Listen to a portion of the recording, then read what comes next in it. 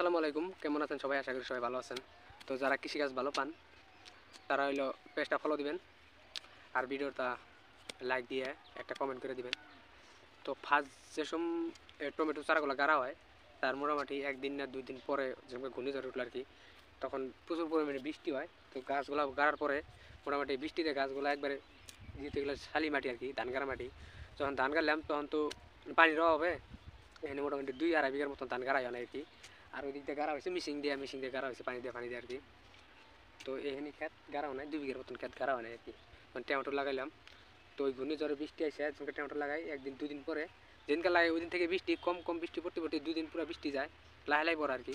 খেতে কোনো পানি বাজা নাই, মানে যেদিন বৃষ্টি ছেড়ে যায় ওই দিনকে মানে এমন বৃষ্টি নামছে টমেটোর গাছগুলো একবার পানি দেওয়া ডুবা লাইছে। পরবর্তীতে আইল গাবার দিয়ে কাটে দিয়া পানি ধান খেতে বাইর করে দেওয়া হয়েছে।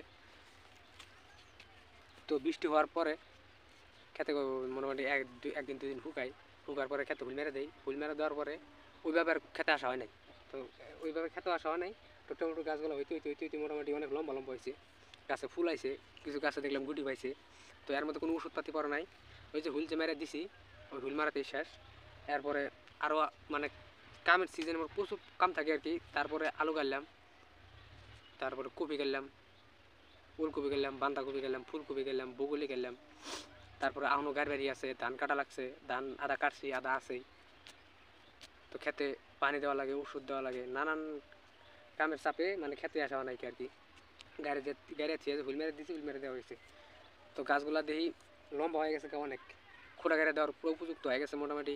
আগে গাড়ি দেওয়া লাগছিল, মোটামুটি গাছে 4-5টা করে ডাল বাড়াইছে। এই গাছটা যে আছে এই গাছের মোটামুটি 4-5টা ডাল আছে। তো 4-5টা ডাল যদি খুঁড়া গাড়ি দেবেন একটা গাছে 4-5টা করে খুঁড়াই লাগবে। তো একটা করে খুঁড়া গাড়ি দিতেছি গাছগুলো যাতে আর হাইলা যাতে না পারে। গাছগুলো মানে মোটামুটি ঘোরা হয়েছে এক জায়গায়, মানে যায় ব্যান হয়ে আবার উঠে ফেলে উঠছে আর কি। তো যে জায়গা থেকে ফেলে উঠছে ওই জায়গাতে মানে খুঁড়া গাড়ি দিতেছি যাতে আর হাইলা না পড়ে। তো ওই গাছগুলো খুঁড়া গাড়ি দিছি, ওই খোঁড়াগুলো মোটামুটি পরশুদিন গাড়ি দিছি। ওইগুলো নতুন খোঁড়া, আর এগুলো হচ্ছে শসা গাড়া খাটা। ফালটা যা ছিল ফালটাগুলো টুকরা করে নিয়েছি। তো একটা ফালটার মধ্যে 3টে করে টুকরা হয়েছে। তো সকালে টুকরা করছি, এখানে গাড়লাম। আর পরে ওইগুলা ওই প্রতিদিন গাড়া হয়েছে, আর এক বোঝা নিয়েছি ওই সাথে ওই মোড়া বাকি আছে, ওই মোড়া গাড়বো। তো এই জায়গায় গাড়ার পরে আর এক জায়গায় আছে 1 বিঘার মতো, এই জায়গায় 1 বিঘার মতো টমেটো আছে, আর এক জায়গায় আছে 1 বিঘা, ওই খেতে এখনো কিছুই করা অনেকে। তো গাছগুলো মোটামুটি কোনো বেমার আজার নাই, মোটামুটি সুস্থই আছে গাছগুলা, কোনো বেমার নাই। কিটে ফুল এসে পড়ছে, তারপরে গাছগুলো সব বাঁধতে দেওয়া লাগবো। খোটা গাড়াই শেষ নয় এখনো, ওই খেতে প্রচুর খোটা লাগবে আর কি। প্রত্যেকটা গাছের গোড়ায় খোটা কেটে দেওয়া লাগবো। আর খেতে ঘাস হয়েছে অল্প, তো গাছগুলা খোটাগুলা বাইন্ধে দিয়ে গাছ সব এক লাইন করে বেঁধে দিব যাতে গাছ এদিকেও না থাকে মাঝখানে ফুল মেরে দেওয়া যায় আর কি। তাহলে গাছগুলো আর কি থাকবে না। পরবর্তী যদি নিরাই দেওয়া লাগে তো দিব আর কি। ক্ষেতের মাটি একবার শুকনা, পানি দিতে লাগবো।